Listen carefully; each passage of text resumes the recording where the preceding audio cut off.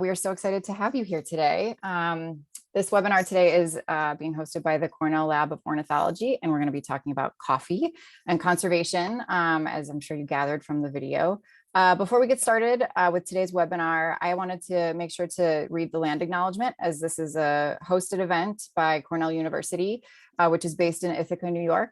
So Cornell University is located on the traditional homelands of the Gayokono, the Cayuga Nation. The Gayokono are members of the Haudenosaunee Confederacy, an alliance of 6 sovereign nations with a historic and contemporary presence on this land. The Confederacy precedes the establishment of Cornell University, New York State, and the United States of America. We acknowledge the painful history of Gayokono dispossession and honor the ongoing connection of Gayokono people, past and present, to these lands and waters. For those of you who aren't familiar, the Cornell Lab of Ornithology is home to a community of researchers and supporters from all around the world who appreciate birds and the integral role that they play in our ecosystems, which we'll be talking quite a bit about today. Our mission is to advance leading edge research, education, and citizen science that helps solve pressing conservation challenges. And this work, including today's webinar, is funded primarily by people like you who choose to become a member. So if you enjoyed today's webinar, I hope you'll consider joining by visiting birds.cornell.edu. My name is Lisa Kopp. I'm on the Visitor Center team at the Cornell Lab, and I'll be hosting today's conversation. And with us, we have Amanda Rodewald and Ruth Bennett. Welcome to you both. So, hey Lisa, thanks for having us. Yeah, I'm so excited to get into this. So I do have a couple of tech things to run through, and then we'll get into the good stuff. So we will be starting out with some questions that I'll be asking Ruth and Amanda, but we want to be sure we're answering questions from you all. So please use the Q&A tool that you will find at the bottom of your Zoom screen. And that way we will be answering questions live and through typed responses. I have a couple of wonderful colleagues who are helping out behind the scenes who will be there to assist with things that come up. We also have the chat tool in Zoom, which we're going to be using just for technical assistance. So please be sure to use the Q&A for questions for Ruth and Amanda, and the chat if you have something coming up with your Zoom, or we will also be using the chat to share important links that you may want to visit, after the webinar. We are also streaming live to Facebook. So hello to all of you watching on the Lab's Facebook page. And you are welcome to add your questions in the comments section. We will be, again, I have some wonderful colleagues behind the scenes who will be passing some of those questions along to me, and we don't want to leave you out. So please ask those questions, but please do not click on any links that show up in the Facebook chat unless they are from the Lab of Ornithology. We've had some spam and bot issues, so we don't want anyone to get caught up in any of that. So last thing is that if you registered via Zoom, you will be getting an email from us with a recording of today's talk. If you happen to be on Facebook and you are missing out on that email, you can visit the Bird Academy website and go to the Open Lectures tab, and you will be able to watch this video along with many, many other recorded webinar videos that we have. So I think that's everything. I think those are the important things. And let's go ahead and get started. So obviously the first and most important thing is I want to have Ruth and Amanda introduce themselves. So can we start with Amanda, and then we'll go on to Ruth. Sure, well, great, thanks. I'm so happy to be with you all today. First, a big thanks to my colleagues, Lisa, and also Sarah and Chelsea behind the scenes for organizing this. So I work at the Lab of Ornithology, where there I direct the Center for Avian Population Studies, and I'm also a professor within the Department of Natural Resources and the Environment at Cornell. And most of my work has focused on identifying how we can conserve biodiversity and also sustain the important services that we get from healthy environments, and do that in a way where we're also accommodating human needs. So you might imagine that coffee has been a real special interest for me over the years. Great, thank you. And Ruth? Yeah, hi to everybody. It's a pleasure to be here today, and a special thanks to Lisa and the Lab of Ornithology for inviting me. So I am a research ecologist at the Smithsonian Migratory Bird Center, where I work with the bird-friendly coffee certification. I work primarily on the research side, strengthening the scientific criteria and the scientific basis of this certification so that we can make sure that we're conserving the most birds possible with our standard. And I also come originally from Cornell University. I conducted my PhD research in Amanda Rodewald's lab, primarily in coffee agroforestry systems throughout Central America. And I first got interested in birds in coffee while I was a Peace Corps volunteer in Honduras. So that was the first opportunity I had to see coffee plantations in real life and really experience the great diversity of birds and other wildlife that can be associated with those landscapes. Great. Well, again, welcome and thank you to both. So the video that we just watched, and sorry about the sound at the beginning, I had even practiced pressing the right button and of course, forgot.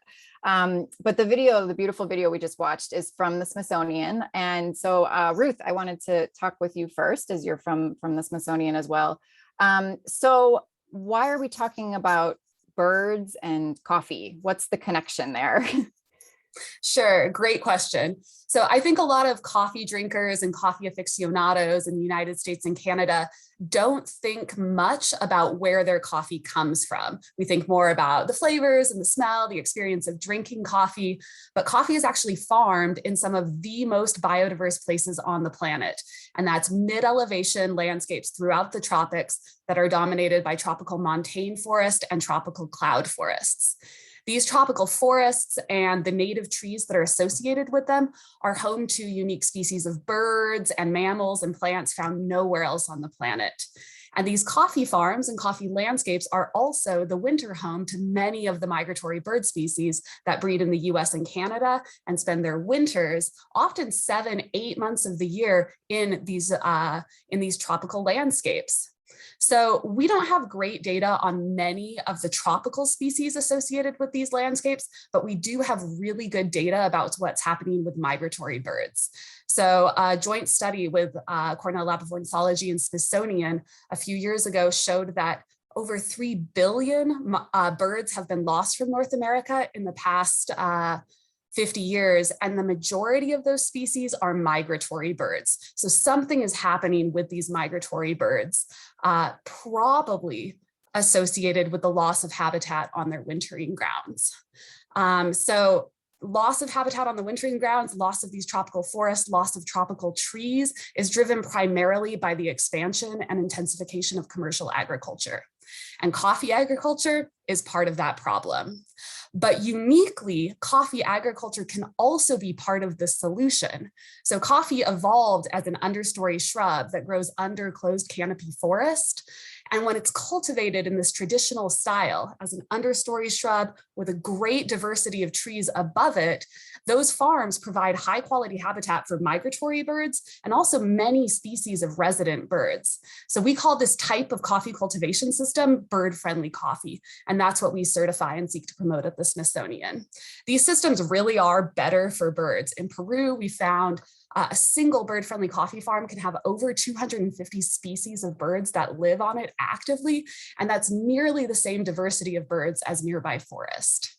But unfortunately, this is not how most coffee is grown today. Less than 20% of coffee globally has any shade on it at all.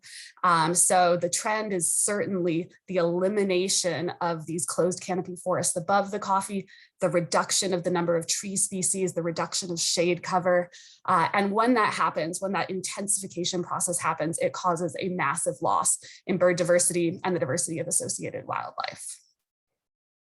That's so fascinating and such an important point that you made. I think so many people in North America or, the Northeast where we're located think of the birds that they see at their feeders in their backyards as our birds, when realistically, so many of these birds are spending the majority of the year, in Central and South America.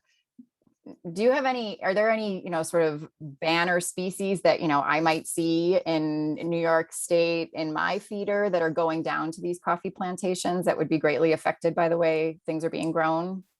Sure. So common backyard birds, rose-breasted grosbeaks, Baltimore oriole, those are species that have really high abundances on Central American and Mexican coffee plantations. And then the majority of the migratory warblers live on these coffee plantations. So American redstarts, Wilson's warbler, black and white warbler, cerulean warblers, all of them are found in those shade trees above the coffee. That's great. Thank you. So Amanda, you've spent a lot of time on coffee plantations over the years. Could you talk a little about what it's like to be in a shade grown coffee plantation, and obviously compared to a habitat that is not as conducive to biodiversity? Yeah, sure. Yes, I first visited shade coffee farms back in 2005 when I started working on them in Venezuela. So I really didn't know what to expect. I kind of heard about them and like a lot of the information that Ruth just shared. But I was so impressed with how forest-like many of these farms were. So on the one end, you could have these, essentially like you're walking into forest where it's maybe thinned a little bit and you have coffee grown in the understory. And then there are others that might be not quite as complex or diverse with trees, but they're always such a world apart from these sun coffee plantations. So to imagine sun coffee, right? It's like a cornfield, right? A monoculture, but of coffee plants versus this forest. And there's so much biodiversity that you can find in these coffee farms, and that's not to de-emphasize the importance of, uncultivated forest. That's important too, but these coffee farms are really incredible. And the migratory birds and resident species that are using them are really fun to experience because many of them are moving through in these flocks, with multiple species, we call them mixed species flocks. And so as you're in a coffee farm, it might be quiet, but all of a sudden you start hearing chips coming through in the canopy and boom, it's alive with birds. And so it can be really exciting for bird watching, so probably not surprisingly, some coffee farms are actually starting to look into how they can attract bird watchers and other ecotours. And just to give you just a sense of how diverse these flocks are, with some research that I've done with graduate students, we found that the average flock we were finding in Venezuela and Colombia had about 18 species and 30 individuals. And about a third of those are the neotropical migrants that Ruth has mentioned. And one other little tidbit here is that, the same way a lot of our migratory birds return to the same sites to breed year after year, something we call site fidelity, they're really faithful to their breeding locations. Well, many of these migratory birds are also site faithful to some of those coffee farms. We had on one of our coffee farms, a female cerulean warbler that returned to the same part of the farm for 5 years in a row. So it's really cool to see these connections between breeding grounds and wintering grounds for these species. Right, and you can only imagine what it would be like for that cerulean warbler if one year that coffee plantation, turned into a monoculture field and, she lost that place that she had probably successfully been returning to year over year. Yeah. Ruth, do you have anything to add about the experience of being in a coffee plantation? I'm enjoying hearing and imagining what it's like. Yeah, absolutely. Everything Amanda mentioned, that's exactly what it's like. In these bird-friendly farms, they are buzzing with life. And the bird calls that you hear there are insane. You can hear three-wattled bellbirds, resplendent quetzals, like very cool forest-associated species will move into in these farms. And I just want to mention the contrast between our bird-friendly forest-like farms and full sun monoculture is extreme. When you're in a full sun monoculture coffee farm, it feels hot, it's dry, it smells vaguely of agrochemicals. It's not a place where you want to just hang out and spend time. And in contrast, it's not buzzing with life. You do not hear those same bird calls all around you. You don't have the experience of being essentially in a forest-like environment. So it doesn't take a scientist to know that you're going to protect more birds when you keep all of these associated trees over them. so we're going to shift in a few minutes to talk a little bit about the communities surrounding, these coffee farms. But I'm just curious in hearing a little bit more about, beyond the obvious that, a shade area is attractive to birds. What is it specifically that is a benefit to the birds coming back to these areas? I assume there's better food for them. There's all of the things that allow them to survive and flourish are in these forests. But are there sort of certain things that we know for sure are really attractive to them about these shade grown coffee plantations? Sure, I can take that. So we know, say with just our migratory birds, each species has a unique niche. It has a unique type of food and a unique place in the habitat that it's going to look for food. So I conducted my PhD research studying golden wing warblers, which only really look for food in these coffee farms in dead hanging leaves that are suspended in the middle of the forest canopy. So they're not up at the very top, they're not down in the coffee plants. You need that unique feature there. And every additional migratory warbler and wood thrush and oriole has its own unique requirement, its own unique place where it looks for food.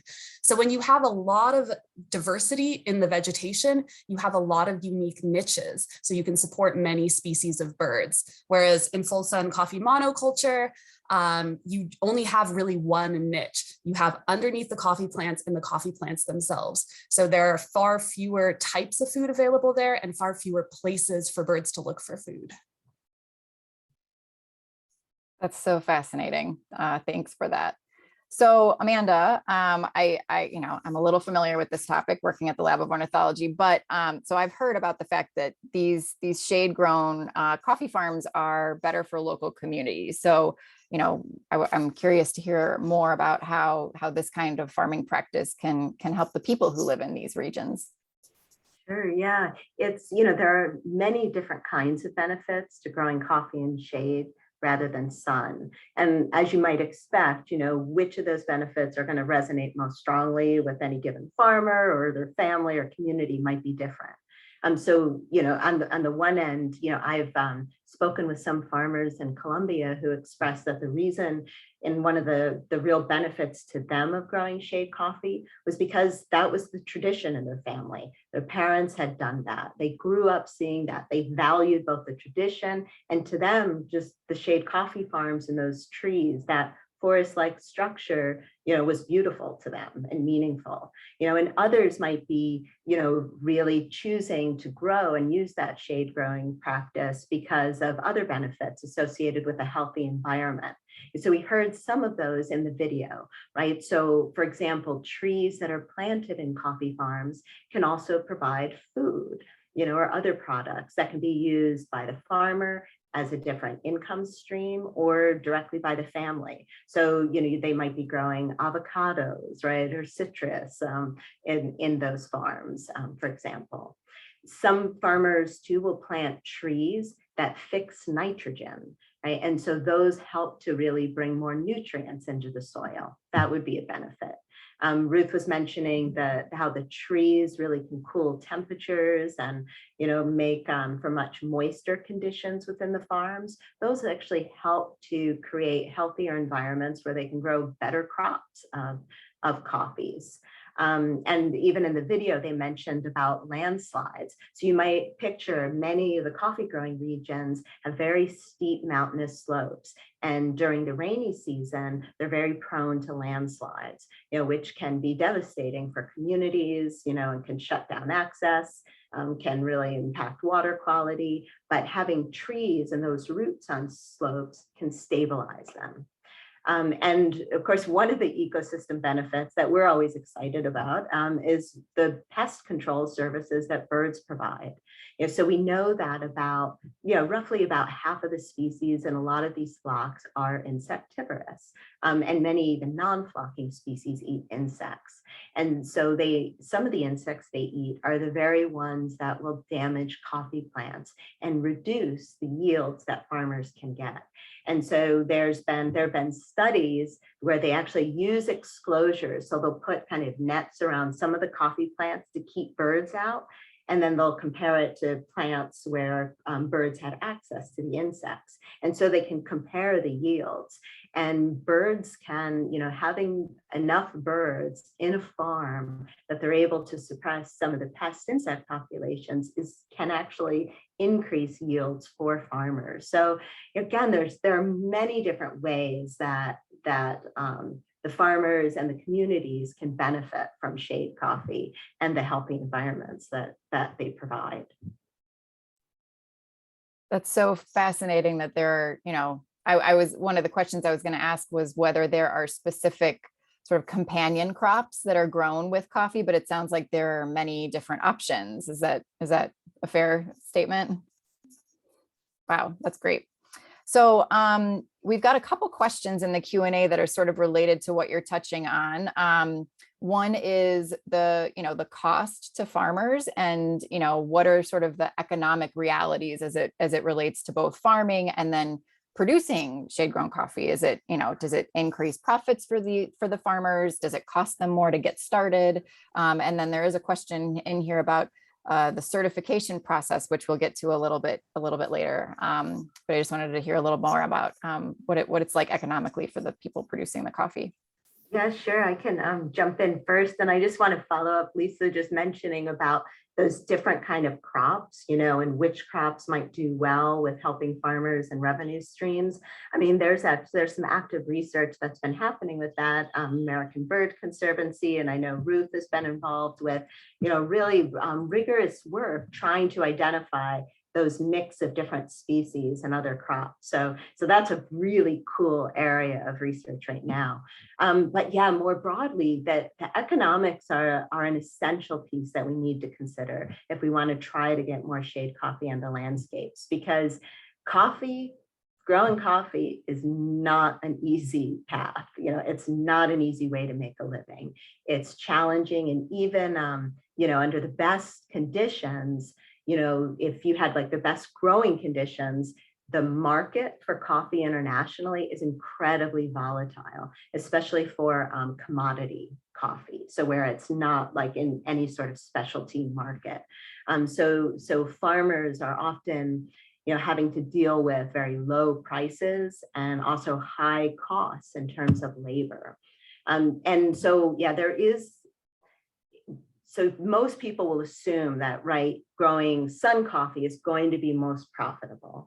And they make that assumption based on yields. And it's true that in general, sun coffee can provide greater yields. Although, as we all know, a lot of it's going to depend on the site and the weather and the conditions.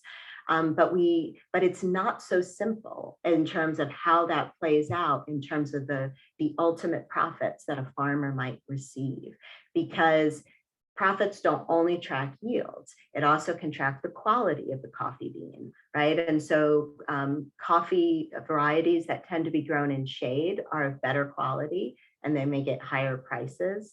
Coffee that grows in cooler and more moist conditions usually is of higher quality. So again, that can get a higher price on the market. And we've also even shown that sometimes just the yields, you might actually find when you have enough canopy or trees to support a healthy bird community that suppresses some of the insect pests, that compensates for some of the differences in yield between sun and shade. And then, other factors like there are fewer inputs that are required to have shade coffee, because you already have this healthy environment that's providing, some of the nutrients and the water and the other services that the coffee needs to survive. But it's true that, we haven't really figured out the right blend of incentives to start really moving the dial as much as we need to on getting more shade coffee out there. I know Ruth has been actively engaged with some research on this topic as well, with trying to find the right blend of incentives for for different farmers. And certification is one route, but it's certainly not the only one. So yeah, I was just going to follow up on that, Amanda, and say that Absolutely. Finding ways to support farmers that want to keep shade on these plantations is one of our tasks in the bird friendly certification program. So we know a lot of farmers prefer shaded systems. They tend to be much more resilient to market fluctuations, to climate change, to farm level economic pressures. So if you have mixed crops like fruit trees and timber trees mixed in with your coffee plantation, if the coffee price drops, you have other sources of income that you can fall back on. That's a much more resilient system for farmers. But if there's no money for coffee, the type of production that comes from these shaded systems, then farmers will choose to eliminate all of those safeguards that they have on their plantation just to try to make ends meet. So finding ways to support farmers and also to push the coffee industry, which is a massive industry with a lot of money, to require that farms or only source from farms that are keeping these shade trees, is a way that we're really actively invested in right now to try to provide more money to farmers, actual living wages to farmers that are growing coffee in these types of systems. And I'll just add just one piece too about incentives. Some of the incentives for companies are even sort of naturally arising out of, having resilient supply chains for their coffee, right? And so you see different companies like Nespresso, which are actively planting millions of trees on the farms from which they're sourcing their beans, because that's the best way to ensure that they're going to have a high quality product, in a given climate change, that's happening. Someone has asked a fun question, which I know is totally subjective, but is shade grown coffee better tasting? It sounds like that's, sort of what you're indicating. But, sort of according to coffee experts, is it better tasting? Yeah, so we work with dozens of roasters that purchase and roast bird-friendly coffee, so coffee that comes from these highly shaded plantations, and they regularly tell us that the quality of bird-friendly coffee is very high and consistently higher than adjacent sun monocultures. So when coffee is grown under shade, it takes longer for the coffee plant to develop, and it takes longer for the berry and the seed within it, which is what we roast, to develop. That longer development period means there's more time for the flavors from the berry to reach into that seed. There's more time for the seed to develop structural complexities that aren't there in these very rapid growing full sun monocultures. So yeah, for consumers, purchasing a coffee that's grown under shade typically means that it tastes better. And I just want to point out something really important that I think you just said. We've got a couple questions about, why is bird friendly coffee so much more expensive, or why wouldn't all farmers be doing this if there are all these benefits? But it sounds like what you just mentioned, which is that it takes longer to grow coffee, is maybe one major factor. If the coffee plants aren't just baking under the sun constantly and sprouting super fast, and they can keep the production going at a really high rate, that may be one of the deterrents that people are running into. Is that a fair statement? Sure. So it takes a little bit longer to produce, but also the yields from shade-grown coffee are lower than they are for hybrids that were developed specifically to take advantage of full sunlight. So a lot of very high quality varieties of coffee can only be grown under shade.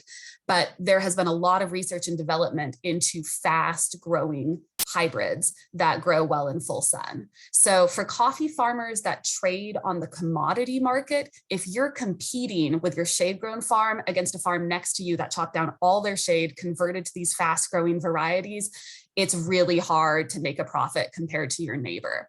So one of the things the bird friendly coffee does is help farmers leave that commodity market and trade on specialty markets where farmers have much more power to negotiate the prices that they want with the buyers. So when you have high quality coffee, that's pretty much a prerequisite for entering specialty markets, which most bird friendly coffee farmers have. And then having a certification that also helps you enter a specialized market where you can negotiate your own prices. And that's one of the places, I guess it's good for folks to realize that when we talk about specialty markets, again, this was, so commodity where every bean is the same, doesn't matter, no differentiation. It's just the amount you produce. But in the specialty markets, when we think about those, certifications are sort of one track, But other specialty markets can also be these direct trade ones, these shade, fair trade. I mean, there are a number, organic, any way that a farmer's coffee is distinguished just from others in some way. And so certifications, one of the reasons I think why they can, they may sometimes cost more is, of course, you do have more of an infrastructure that's associated with making sure that and kind of verifying that certain practices are used. So I think it can be really confusing, right, for some consumers when they're looking at trying to figure out, well, what do I buy? This one says shade coffee, but this one's like certified shade coffee. Is this one better than the other? And shade coffee, we have to remember, is really a gradient of systems, right? You could have it where it's, a crop of coffee with just relatively few trees, or it can be forest-like. And so what certifications do is they let the consumer know much more about the specific practices used to grow that coffee they purchased. And so it can be helpful, but it's not the only way that we can be supporting shade coffee, right? I'm a big proponent of, don't let perfect be the enemy of good. Anything we can do to move away from just the commodity market, and show that we care about the practices that are being used in growing coffee is a step in the right direction. Yeah, I think that's the perfect segue into learning a little bit more about the different certifications. And we're getting some questions about, is it safe to assume that organic coffee is shade grown, or what about fair trade coffee versus shade grown? So Ruth, would you mind speaking to, some of these different labels and, how do we do the best that we can? Sure. So currently, the only certification on the market that guarantees 100% of your coffee comes from farms that provide high quality habitat to migratory birds is the bird friendly coffee certification. So that's the best thing possible to look for. If you can find bird friendly coffee, which I know it's being dropped in the chat here, you can purchase it online on the Smithsonian website. You can also check if there are retailers near you that sell it. It's sold at almost all Whole Foods and many specialty roasters, specialty coffee shops. That's the best thing you can do. The second best thing you can do is look for other certifications. So Amanda mentioned organic. Not all organic coffee is grown in forest-like conditions, but almost all of it is grown with some shade. It's very difficult to grow coffee organically in a full sun monoculture. So if you purchase organic coffee, you are sure that there are no harmful pesticides being applied that damage the insect population that birds rely on, and you're almost guaranteed that some shade is associated with that farm. Then there's other certifications as well, like Rainforest Alliance, which some of the farms in their supply have forest-like conditions. Others are in the process of transitioning towards that, and others are just, planting a shade tree or two. So you're still, by purchasing Rainforest Alliance coffee, showing that there is consumer demand for sustainability, for biodiversity friendly practices, even if you're not guaranteed that all of that coffee comes from these bird friendly farms. Fair trade, I think, is great as well. It doesn't have the same environmental mandate as bird friendly coffee and organic, but it does guarantee that that coffee communities are receiving fair prices for their coffee, and that they're investing those profits in community infrastructure and education. So if you care about supporting coffee communities, looking for a fair trade label is a good way to go. So I think no matter what you do, finding the way that you can support coffee, if it's buying bird friendly coffee or just purchasing that organic coffee at your grocery store, all of those decisions go to collectively support bird habitat in coffee landscapes. That's really nice to hear. I know we're hearing from quite a few people in the chat and the Q&A saying, I can't find the, certified bird-friendly coffee in my local grocery store. Do you have any suggestions for how people might, sort of support that work or push their local grocery store or local coffee shop? Yeah, absolutely. We need bird-friendly coffee fans. We need bird-friendly coffee advocates that are actively telling their grocery stores and their local roasters that they care about the bird-friendly coffee certification and they want to see it. So our program floods the emails of grocery stores and coffee roasters asking them to become bird friendly certified. If these small businesses often don't see a demand from their consumers, it may not be worth their while to invest in the certification and find these bird-friendly coffee farms. But if they know consistently that people are coming in asking for this and are willing to pay a little bit more for it to guarantee their coffee comes from these highly biodiverse bird-friendly farms, then that's the reason grocery stores and roasters often will make the switch. So as consumers, you have a lot of power to help shift the coffee market to a market that supports keeping trees on these landscapes.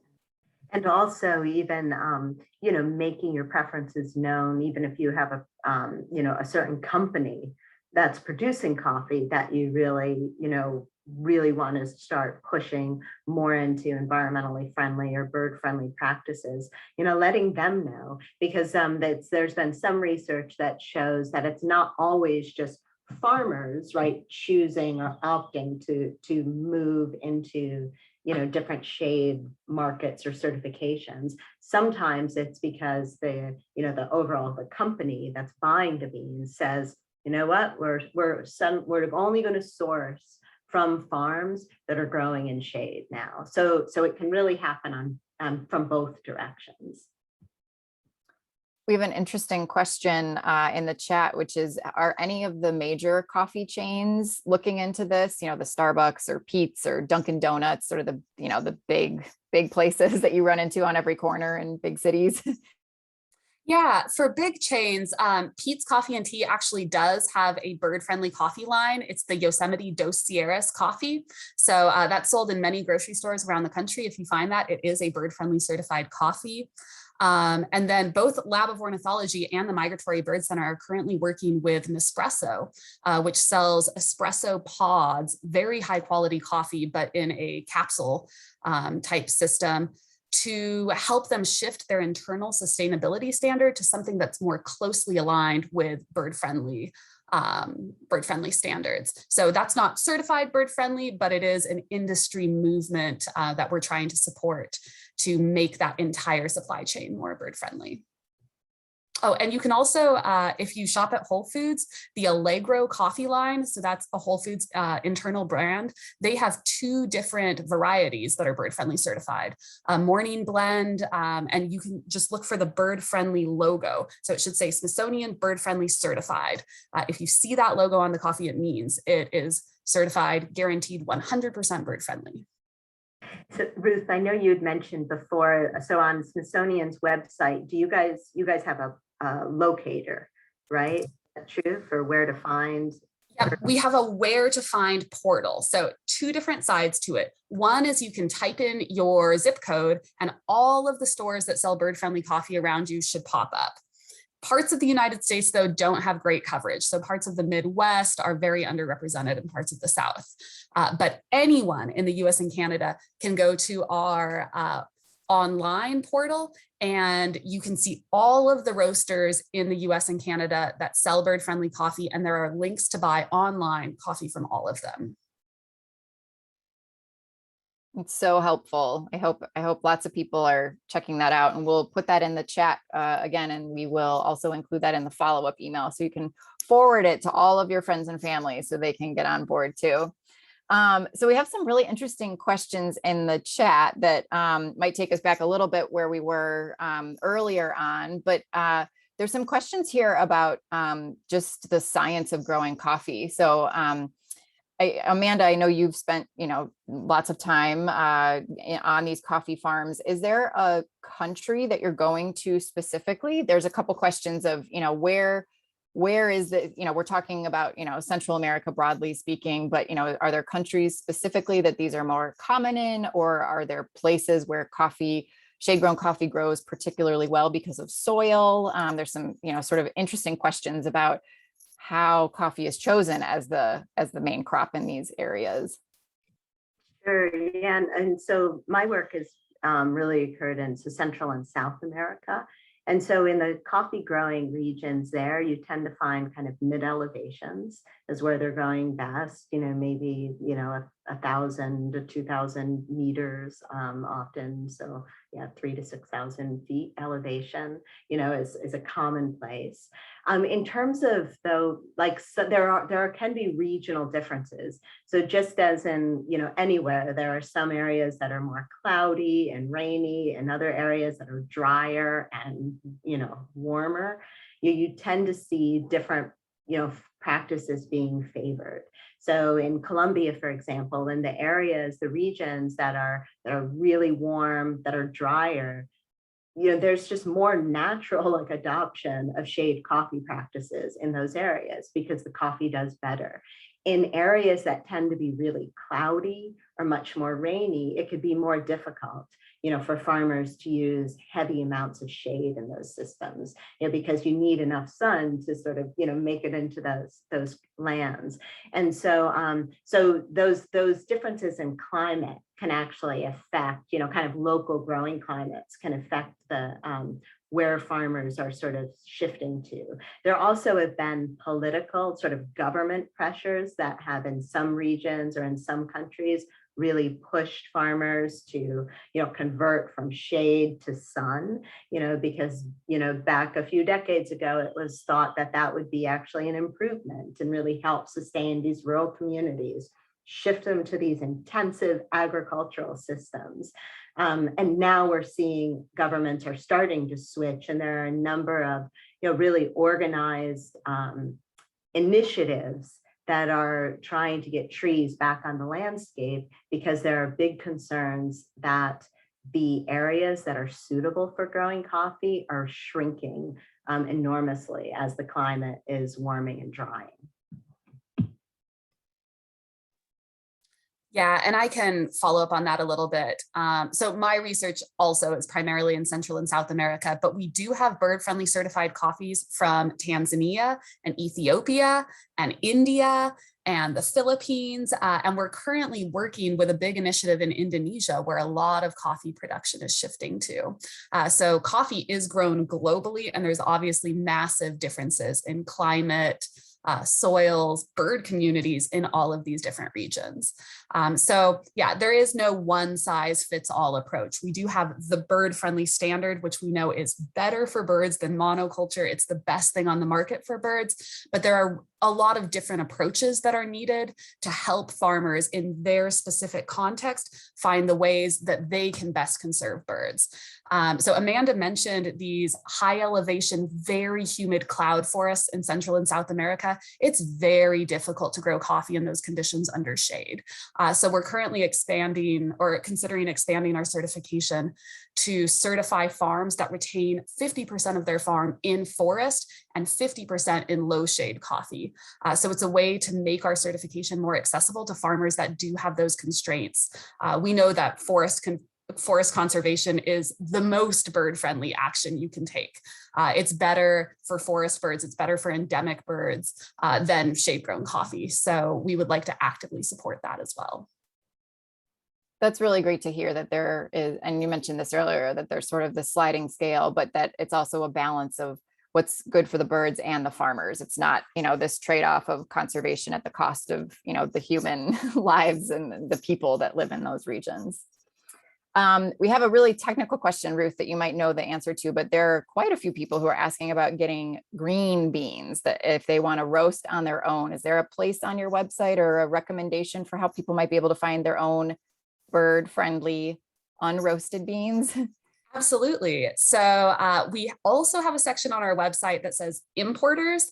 So if you go to our where to buy page, it's got 4 different sections. There's where to find by me, where to buy online, and then there's the importer section. So importers are the companies that purchase green beans from Central and South America or Africa or India, bring them to the United States, and they operate primarily on request from buyers. So if you are a coffee company that's interested in purchasing your own green beans that are bird-friendly certified, we have a list of importers that we know deal bird-friendly certified green beans. So you can feel free to reach out to any of them.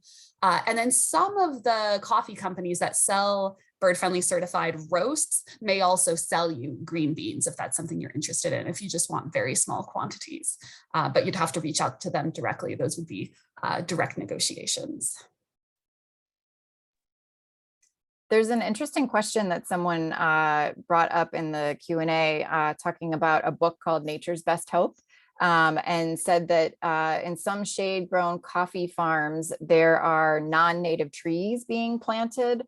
So I'm wondering if there's any sort of, oversight or sort of assistance in helping to make sure that what is being planted for the coffee farms is also right for that specific ecosystem. Yeah, and it's true. And so Doug and also working with some of his grad students have published a paper recently too, looking at different species of trees and which are most valuable for birds in terms of foraging.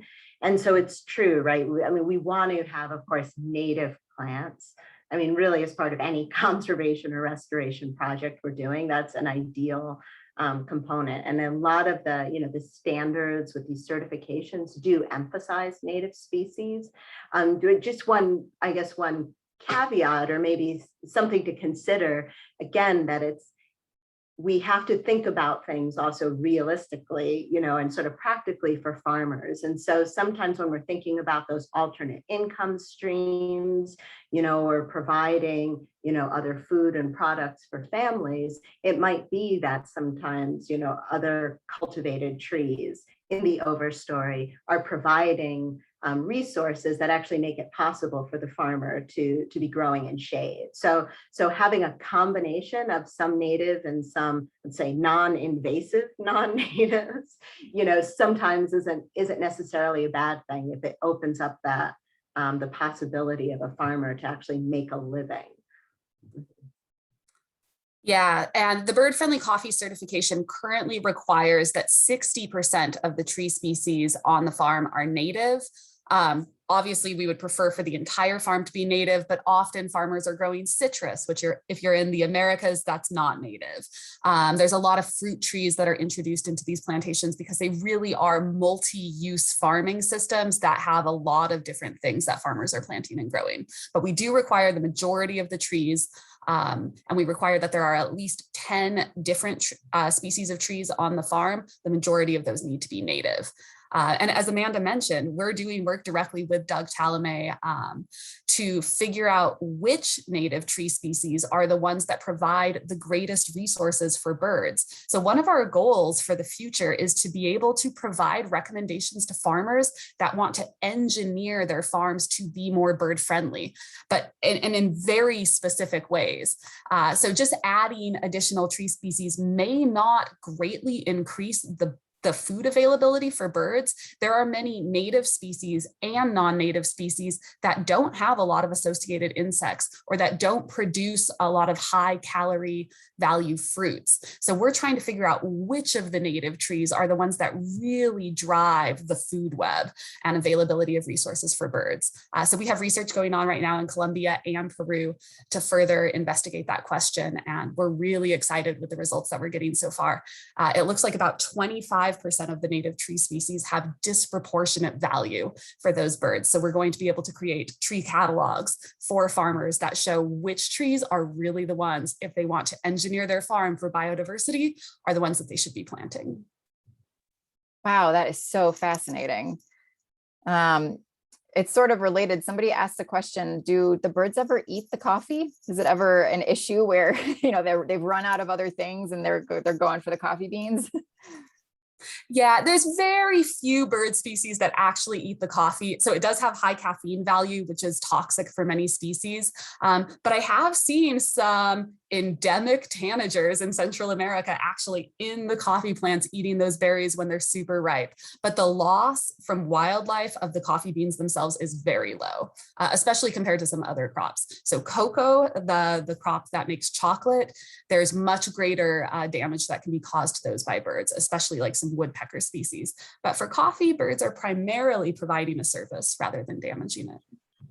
And that's been confirmed too in these studies that have done, experimental exposures, right, where they're actually able to test that and demonstrate, all right, birds have full access. That would include insect-eating birds and fruit-eating birds, versus where they don't have access. And so the birds, their presence is associated with greater yields. So Ruth, you just mentioned chocolate, cocoa, or cacao. So I'm curious if there are other products that, either the Smithsonian or other groups are working to create bird-friendly certifications for. Yeah, absolutely. So my first year as a postdoc at the Smithsonian, I focused on figuring out whether our bird-friendly coffee standard also applies to cocoa growing farms. So those or cocoa, cacao is the product that creates chocolate. And we found that the majority of our bird-friendly coffee criteria also predict bird diversity in these cocoa farms. So we developed a bird-friendly cocoa standard, which we are currently piloting in the Dominican Republic. It's a really exciting new initiative. For 20 years, Smithsonian has only focused on coffee, and we're finally expanding to include other crops. So cocoa, just like coffee, is a native understory tree evolved in the Americas and can be grown in these forest-like conditions. So just like with coffee, the diversity of trees that are associated with it, the height, the canopy cover, all of those things create better conditions for birds. So we expect to have a bird-friendly chocolate product on the market in the next couple of months. So as soon as it's available, you will also be able to find that on our Where to Buy portal. And I do want to, go ahead, Amanda. Oh, yeah, sorry. I was just going to mention too that we're starting to see even in temperate areas more bird-friendly products that are popping up as well. So just as, one example, Audubon, has an Audubon kind of bird-friendly ranching, program where then beef can be certified as coming from bird-friendly farms. So, Ruth and her colleagues have been leading this sort of, multi-organization, big group, a coalition of different conservation organizations and agencies and companies that are interested in expanding the portfolio of bird-friendly products that are available to consumers. So it's an exciting time and probably a lot of big changes that'll be coming over the next few years. Yeah, absolutely. One of our goals with that is to have a single logo where as people interested in birds and wildlife conservation can look for products across all product spaces that are better for birds, that are actively conserving habitat for native birds. So Audubon bird-friendly certified beef is one of those. Vermont bird-friendly certified maple syrup is another, but we envision a world in which we have bird-friendly rice, bird-friendly corn, multiple commodities, bird-friendly logos on products throughout your supermarkets. So that's what we're actively trying to create. That is really exciting to think about. And, gives so much hope for, people who go through the grocery store trying to make decisions and just sort of are flying blind sometimes. You're trying to buy local or organic or fair trade, and understanding all of these things and how they work together, and that there really is a lot of shared purpose behind them, and that there could be even more products that contain that kind of information would just be wonderful to go to the grocery store. We have 1 minute left, which is unbelievable. So before I start sort of closing announcements, is there anything that either of you want to share, anything that you feel like we missed or you want to reiterate? This has just been so fascinating. Yeah, but thanks to everyone for tuning in. And I guess one of the big take-home messages always for me is just, coffee is such a great reminder that when we think about conservation and when we think about sustainability, it's not always an either or, where we have to choose like what people need versus what the environment or what birds need, that there are actually creative approaches that we can really meet social and ecological needs, and so I think that, as a global community trying to rise to the challenge of, growing populations, more limited resources, changing climate, we're going to find that there are more and more creative approaches that are available to us all, where we can actually have a positive impact, for the planet and for people alike. Yeah, and I'll just really quickly add, we really hope all of you tuning in join us in this effort to create a market and create demand for bird-friendly practices. So if you're a coffee drinker, please purchase bird-friendly coffee. ask for it if it's not available where you shop for coffee. And if you don't drink coffee, please consider telling the bird-friendly story. Your voice, your ability to share this message with your neighbors, people in your circle, so that they are aware of bird-friendly coffee, so that they're aware that their coffee consumption could actually be benefiting birds rather than taking habitat away from them. That's a powerful story to share and helps us all create better incentives for farmers to keep this habitat. So thank you all. Yes, so thank you, Ruth and Amanda, for such a fascinating conversation. So many really helpful like next steps. It's really nice to feel like there's some research we can all go do and some changes we can make in our day-to-day life to have an impact. And thank you all for the really wonderful questions and engaging chat. Thanks, for signing up for this webinar, and we will be emailing you the link. So you'll be able to watch this again, pass it along to people. And the email will also include the links that we've shared in the chat. So you'll have the portal, the Smithsonian portal, and many of the other links that we've shared. And as I mentioned, this webinar is part of a series. So we've been spotlighting programs and research around the Cornell lab that are important within the birding community, trying to help you learn more about not just your backyard birds or gardening, but about issues facing birds worldwide, such as the coffee story today. So if you enjoyed today's program, please consider becoming a member. Otherwise, we hope to see you at our next virtual program. And thank you all again so much for joining. Have a great day, everyone. Bye.